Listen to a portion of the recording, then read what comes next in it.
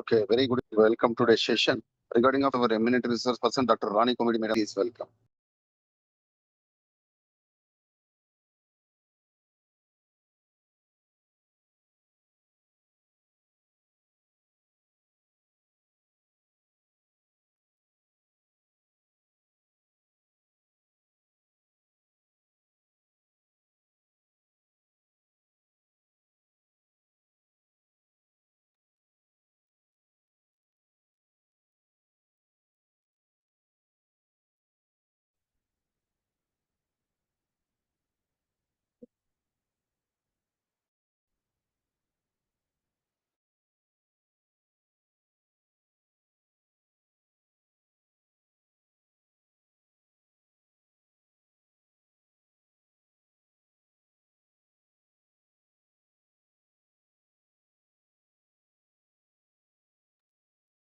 Madam, am I audible? Okay.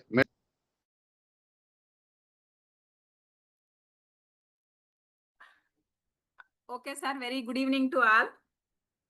So, as a part of our topic, that is last class, we are completed the embryo sac types, monosporic, bisporic and tetrasporic.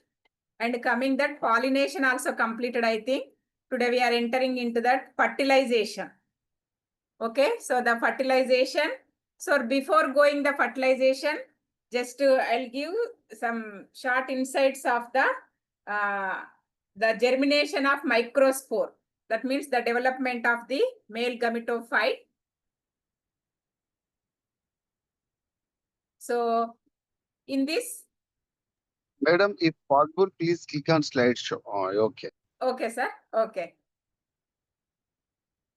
So in this, the development or formation of the microspore germination, the microspore are the pollen grains. So last topic completed, I think, the development of the male gametophyte. So in this, the microspores are the pollen grains. They are represent the first cell generation of the male gametophyte. In this, the microspore are the pollen grains. They are represents the beginning of the male gametophyte. So the structure of microspore, has already been given in the last class. So the newly formed microspore, they can possess very dense cytoplasm with a central nucleus. So in this, but as the cell increase in size, a vacuole that is develops and the nucleus shifts from the center to a place of the adjacent to the wall. That means the development and the germination of the microspore, the further development of gametophyte or microsporogenesis, it gives rise to a large vegetative cell and small generative cell. So just to, you can, in this diagrammatic, this is the pollen mother cell. So it will undergo the meiotic divisions, and after 4 tetrad of the 4 haploids are formed. So in this, they can secrete of some other. So they are 4 are separate pollen grains. They can give that. So one mature pollen grain, just if you will take one of these, they can give that generative nucleus. Later it forms the 2 male gametes. So in these 2 male gametes, they are formed in this pollen. So this is the way, just to, in this, they can later undergoes the another mitotic division to form the 2 gametes or 2 sperms, either in the pollen grain or in the pollen.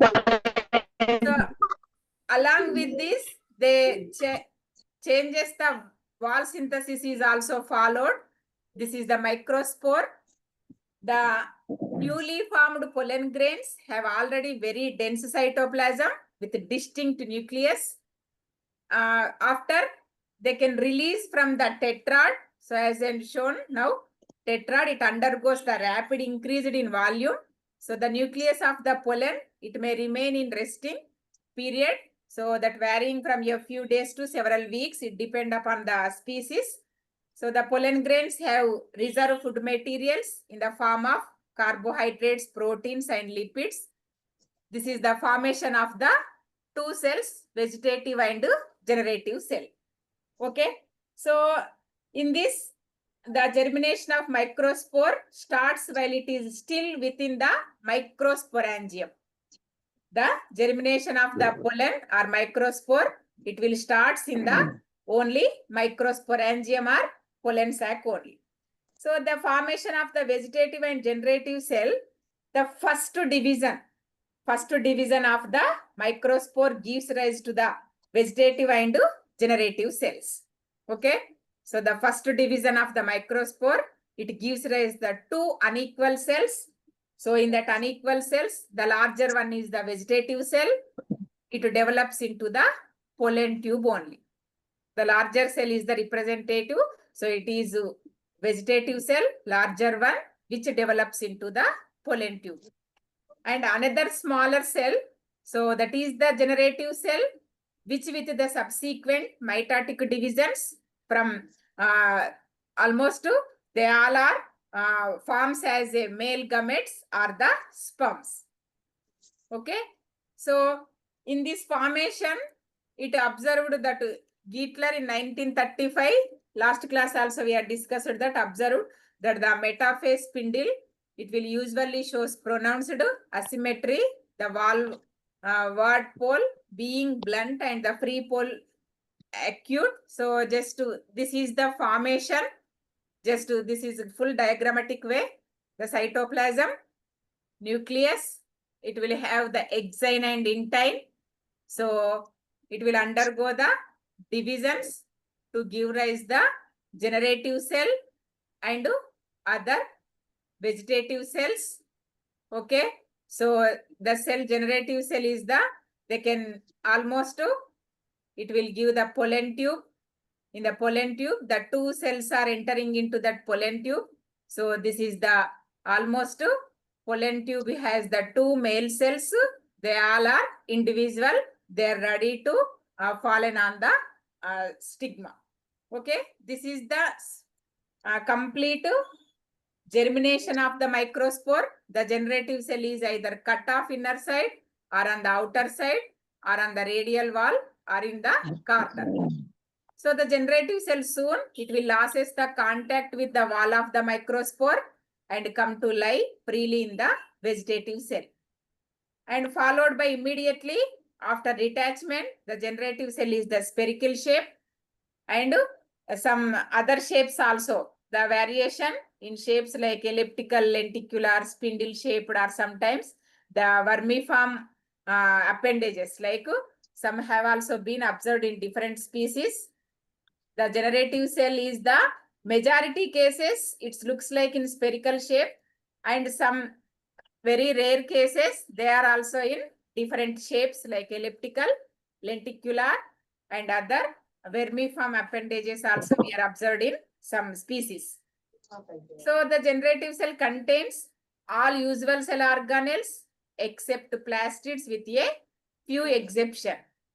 And this is the nuclear is very smaller, but it contains higher amount of the DNA also. This is the complete development of that. So, and coming that the pollen wall, pollen grains. So first class, I think second class we'll discuss some exine and intine. The pollen grains rather uniform on their wall architecture. So it's look like a pollen wall has the two layers, exine and intine. So the exine is the tectate exine and pilate exine. Just to, you can observe here, this is the exine layer. The exine is composed of sporopollenin.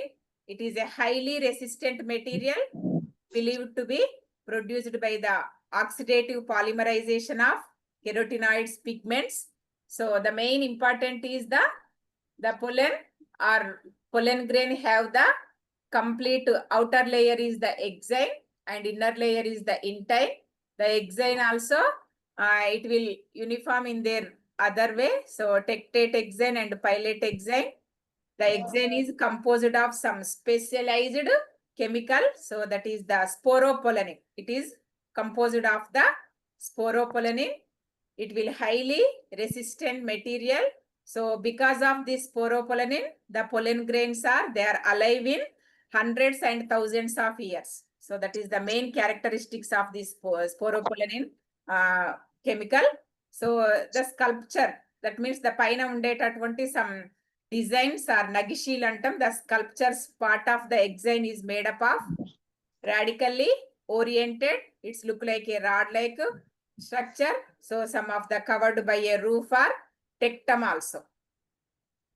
The exine, it covers the entire pollen grain except germinate apertures. So where it is absent or highly reduced. This is almost, we know that exine and intine. Exine is made up of the sporopollen. Intine, it's very small and thin layer. So it will form the pollen tube. And in this pollen tube, the almost generative and vegetative cells are entering in that layer. Okay, the exine is composed of an outer ectexine, that means outermost layer, and inner endexines. So sexine and exine. Ectexine also look like a sexine and exine. మనకు పైన చిన్న చిన్న layers లాగా కనబడతా ఉంటాయి. Exine అనేది it mostly sporopollenin లో 2-3 layers. So outer one, in that outer one is the ectexine and inner one is the endexine. So ectexine also it's look like a two sublayers, sexines and nexine. And the endexine is often well developed in dicots and it is absent in the monocots. మనకి లోపల ఉండేటటువంటి endexine layer majority, so monocots it is absent, but in the dicots it's well developed. So the intine is composed of pectocellulose material, మనకి exine sporopollenin, but in the intine also it is composed of the pectocellulose materials. In some taxa, particularly the Poaceae, a middle layer is rich in pectic polysaccharides termed as a Z layer. So it is in look like మనకి మధ్యలో ఉండేటటువంటి some inconspicuous and sometimes the middle layer is rich in the pectic polysaccharides. So it's look like a Z layer that is distinguishable. This layer is very thickened at germopore and it is termed as the మనకి ఇది కూడా very important. So in the middle layer it's very thicked at germopore and it is termed as the Zwisken carper అని చెప్పుకుంటాం simply. So this is the complete the development and germination of the microspores.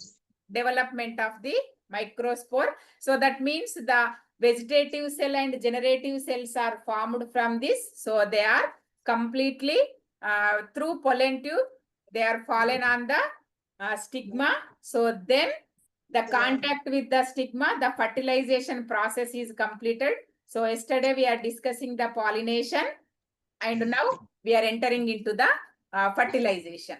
So fertilization is very